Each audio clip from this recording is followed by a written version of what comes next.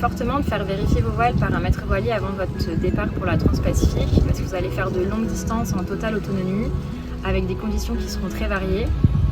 Je vous conseille même de partir avec un kit de voilerie de réparation d'urgence pour pouvoir faire vous-même les basiques de réparation si jamais vous avez besoin. Il y a des voiles spécifiques à avoir pour ce genre de traversée, comme le tourmentin ou une trinquette. Et je vous conseille aussi fortement d'avoir des voiles de portant.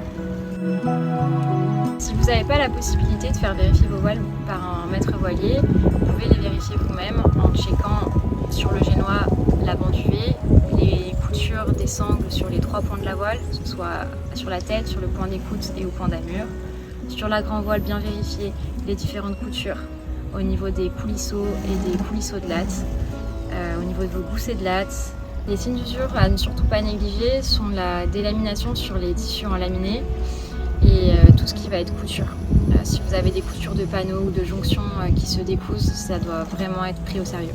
Bien sûr, vous pouvez faire des vérifications de vos voiles par vous-même, mais il est vraiment recommandé avant une grande traversée comme une Transpacifique de faire un tour dans une voilerie. Si vos voiles sont en bon état, ça ne vous coûtera pas très cher. Et des voiles en bonne santé, c'est vraiment un bateau en sécurité. Dans votre kit de réparation d'urgence, je vous conseille de partir avec une latte en spare si jamais vous en avez une qui se casse. Quand elle se casse, ça peut aussi abîmer votre gousset de latte, donc partir avec du fil, une aiguille et un peu de sangle pour pouvoir recoudre si besoin. Si jamais vous avez une avarie sur l'une de vos voiles, dans un premier temps, il faut affaler la voile pour mettre en sécurité le bateau. Une fois que la voile est affalée, vraiment identifier le problème, contacter un maître voilier si vous avez la possibilité et faire une réparation à la main si c'est possible, le temps d'aller dans une voilerie.